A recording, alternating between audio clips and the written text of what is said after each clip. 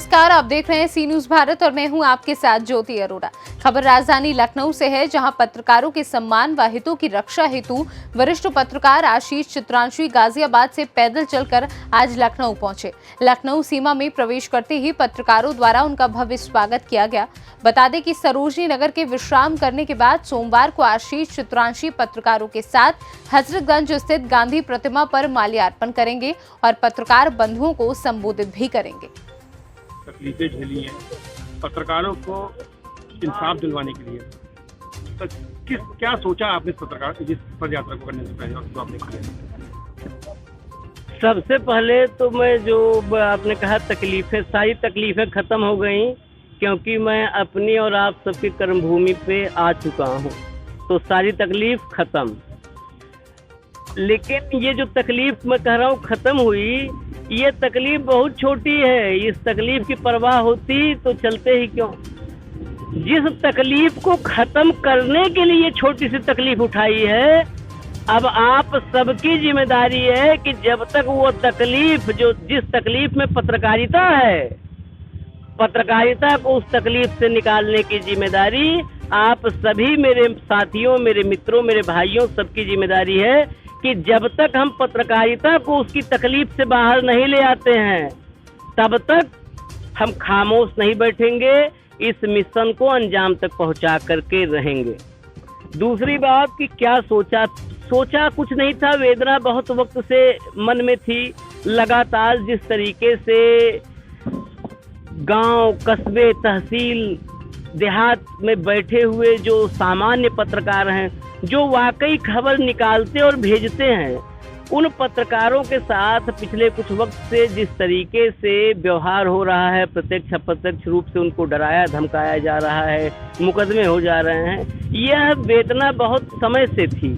लेकिन लगातार जब घटनाएं होती जाती हैं ना, तो वेदना एक वक्त में क्षोभ में बदल जाती है। जब वेदना क्षोभ में बदली तो मैंने निर्णय किया कि हम तो गांधी के देश में रहते हैं, गांधी के अनुयायी हैं, हम और कुछ नहीं करेंगे। हम गांधी के रास्ते पर चल के सरकार को यह संदेश देंगे, राजनीतिक लोगों को, नौकरशाहों को, अफसरों को यह संदेश देंगे कि आप पत्रकारिता की आवाज को दबाने का, दफन करने का प्रयास बंद कर दीजिए, कलम की धार को कुंद करने की कोशिश बंद कर दीजिए, क्योंकि पत्रकारिता पर प्रहार लोकतंत्र को कमजोर करने की कोशिश है। जन सरोकारी और निष्पक्ष पत्रकारिता मजबूत लोकतंत्र के लिए ऑक्सीजन है, ऑक्सीजन। आप जन सरोकारी और निष्पक्ष पत्रकारिता पर शिकंजा कसेंगे तो आप लोकतंत्र का गला दबाने की कोशिश कर रहे हैं, और ये लोकतंत्र हमारे पूर्वजों की अगणित बलिदानों, कुर्बानियों का नतीजा है। इस लोकतंत्र को हम कमजोर नहीं होने देंगे। हमें तो मजबूत लोकतंत्र बनाना है। आज की तारीख में बातें जब होती हैं राजनीतिक मंचों से कि भाइयों हम दुनिया के सबसे बड़े लोकतंत्र हैं, तो लोकतंत्र को न समझने वाले हमारे साथी तालियां बजाते हैं, गर्व करते हैं। मैं खुले आम कहता हूं, खुले मंचों से कहता हूं कि मुझे नहीं गर्व है कि मैं दुनिया के सबसे बड़े लोकतंत्र का नागरिक हूं। मुझे तब गर्व होगा जब मैं ये कह पाऊं कि मैं दुनिया के सबसे मजबूत लोकतंत्र का नागरिक हूं, सबसे पारदर्शी लोकतंत्र का नागरिक हूं। सबसे बड़ा लोकतंत्र तो कुदरती रूप से हम हैं। हमने उस लोकतंत्र को मजबूत बनाने के लिए क्या किया? लोकतंत्र तब मजबूत होगा जब समाज के आखिरी पायदान पर खड़े व्यक्ति, गरीब, वंचित, पीड़ित, शोषित व्यक्ति की आवाज ये सिस्टम सत्ता सुने, और वो सुनाने का काम ही पत्रकारिता का है। समाज के आखिरी पायदान पे खड़ा व्यक्ति, समाज की कमियां, सिस्टम की कमियां, पीड़ित, वंचित, शोषित व्यक्ति की आवाज, उसके हक हुकूक की बात, ये करता कौन है? यही तो पत्रकारिता का मूल कर्तव्य है, पत्रकारिता का मूल धर्म है, पत्रकारिता का मूल चरित्र है। जन सरोकार की पत्रकारिता करें, निष्पक्ष पत्रकारिता करें।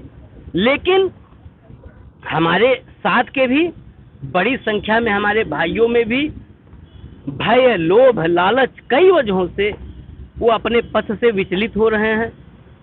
वो पत्रकारिता के मूल चरित्र को, मूल आत्मा, उसकी जो पत्रकारिता की रूह है, उसको आत्मसात नहीं कर रहे हैं। अपने कर्तव्य पथ से डगमगा रहे हैं, उनको भी मैं जगाना चाहता हूँ कि समाज में सम्मान, जो पत्रकारिता सम्मान धूमिल हो रहा है, प्रतिष्ठा धूमिल हो रही है, उसको फिर से पुनर्जीवित करने के लिए, वो सम्मान फिर से पाने के लिए आपको जनता की आवाज बनना होगा। जनता की पत्रकारिता, जन सरोकार की पत्रकारिता करनी होगी, निष्पक्ष पत्रकारिता करनी होगी। फिर यही जनता इस पत्रकारिता को और हमारे साथियों को हमें पर्याप्त सम्मान देगी। तो जन सरोकारी पत्रकारिता करिए, और जन सरोकारी पत्रकारिता की राह में जो सिस्टम रोड़े अटकाने का काम कर रहा है, ये कतई बर्दाश्त नहीं होगा। इसीलिए पदयात्रा थी, आज लखनऊ में प्रवेश कर चुके हैं। कल सुबह 10 बजे जीपीओ पर, जैसे मैंने कहा, हम गांधी के देश में रहते हैं, गांधी के अनुयायी हैं। जीपीओ पर बापू की प्रतिमा पर माल्यार्पण करेंगे हम। वहीं हम बैठेंगे अपने साथियों के साथ, जो भी साथी लखनऊ के अलग अलग हिस्सों से, आसपास के जिलों से जो भी साथी आएंगे उनके साथ बैठेंगे। यात्रा समाप्त नहीं होगी, यात्रा पर सिर्फ एक विराम लगेगा और आगे की रणनीति बनेगी। आगे की रणनीति से इस मिशन को अंजाम तक पहुंचाया जाएगा। साथ ही एक बात और, कि यह किसी व्यक्ति की यात्रा नहीं है, किसी आशीष चित्रांशी की यात्रा नहीं है। मिशन कभी भी व्यक्ति केंद्रित नहीं होता है। जब मिशन को व्यक्ति केंद्रित कर दिया जाता है, या कोई भी व्यक्ति मिशन को व्यक्ति केंद्रित करने की कोशिश करता है, तो मिशन 100% नाकाम होता है। इसलिए यह यात्रा किसी व्यक्ति की यात्रा, आशीष चित्रांशी की यात्रा नहीं है। यह विचारों की यात्रा है, यह पत्रकारिता की यात्रा है। इसमें सिर्फ शरीर एक व्यक्ति का चला है, लेकिन मेरे साथ आप सभी जितने गांव कस्बों में जो पत्रकारों में, सैकड़ों पत्रकारों में, गाजियाबाद से यहाँ तक हजारों की संख्या में पत्रकार जुड़े, वो सब के सब सशरीर नहीं है, लेकिन वो मेरे साथ चल रहे हैं, इस लखनऊ तक की यात्रा किए हैं। आप सभी इस यात्रा में सहभागी हो, इसलिए यह व्यक्ति की यात्रा नहीं है, यह विचारों की यात्रा है। इस यात्रा में आप सभी भागीदार हो। आप सब ने यात्रा की है 600 किलोमीटर, और जीपीओ पहुंचने के बाद इस यात्रा से इस शरीर को भी मैं किनारे करूंगा। यह विचारों की यात्रा आगे आप ले जाएंगे, इस मिशन को आप ले जाएंगे। आप सभी गाजियाबाद से लखनऊ तक जो हजारों साथी जुड़े हैं, आप ही इस मिशन को अंजाम तक पहुंचाएंगे। इस मिशन के नेतृत्व करता आप होंगे, इस मिशन के रणनीतिकार आप होंगे। आप फैसला करेंगे, आप अगुवाई करेंगे। मैं आपके आदेश पर जहां खड़ा होने कहेंगे आप, वहां खड़ा होऊंगा। लेकिन पत्रकारिता को बचाने के इस मिशन में पीछे हटना नहीं है, झुकना नहीं है, रुकना नहीं है। लखनऊ से सी न्यूज़ संवाददाता उमेश विश्वकर्मा की रिपोर्ट।